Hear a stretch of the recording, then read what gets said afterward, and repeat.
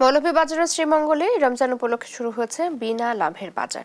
এ বিষয়ে আরো জানাতে সরাসরি যুক্ত হচ্ছেন সহকর্মী সালে এলাহি কুটি। কুটি, কতদিন চলমান থাকবে এই বিনা লাভের বাজার, কি বলছেন ক্রেতা বিক্রেতারা?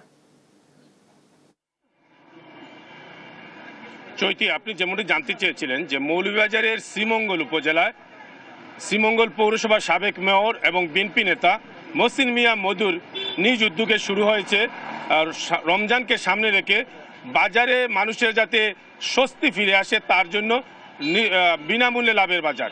এর আগেও তিনি আওয়ামী লীগ সরকারের পতনের পর বাজার সিন্ডিকেট ভাঙার জন্য বিনা লাভের বাজার চালু করেছিলেন এবং এটা হচ্ছে এরপরে তিনি এইবার রমজানকে সামনে রেখে দ্বিতীয় বাজারটি চালু করেছেন। এটাই মূলত রমজানের যেসব নিত্য প্রয়োজনীয় জিনিস রয়েছে, বিশেষ করে ছোলা, তারপরে খেজুর, সয়াবিন তেল সহ সব কিছু পণ্য নিয়ে এই বাজারটি সাজানো হয়েছে মূলত মানুষের স্বস্তি দেওয়ার জন্য।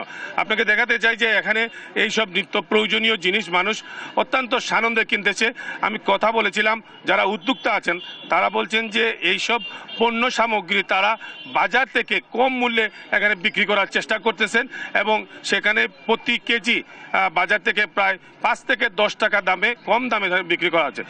কথা বলেছিলাম ক্রেতাদের সাথে, ক্রেতারা বলছেন যে এই রমজান উপলক্ষে বাজারের এই অবস্থা তারা অস্বস্তি বোধ করছিলেন, কিন্তু এই বিনা লাভের বাজারে কম দামে মাল কিনতে পেরে তারা অনেকটাই আনন্দিত এবং তারা দাবি করেছেন যাতে এই বাজার যাতে আগামী ঈদ পর্যন্ত তাকে, এই জন্য তারা দাবি জানিয়েছেন।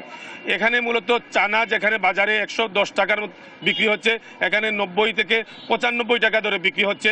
তেল, সয়াবিন তেল প্রতি লিটার 170 টাকা ধরে বিক্রি হচ্ছে বাজারে, 190 টাকা। পেঁয়াজ যেখানে 60 টাকা, এখানে পেঁয়াজ বিক্রি হচ্ছে 40 টাকা কেজিতে।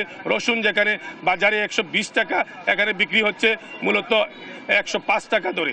এইভাবে প্রতিটা পণ্যেই কম দামে এখানে বিক্রি হচ্ছে, যার কারণে মানুষের মধ্যে অনেকটা স্বস্তি ফিরেছে।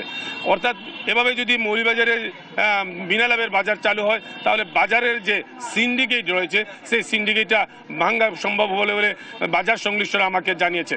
অর্থাৎ মৌলভীবাজারে সব ধরনের এই শ্রীমঙ্গলের বিনা লাভের বাজারে মানুষের অনেকটাই উপচে পড়া ভিড় লক্ষ্য করা যাচ্ছে। সময় যতই যাচ্ছে মানুষ এখান থেকে মালামাল কিনে অনেকটা স্বস্তি বোধ করছেন। এই হচ্ছে শ্রীমঙ্গল থেকে বিনা লাভের বাজারের সর্বশেষ। কোটি ধন্যবাদ আপনাকে।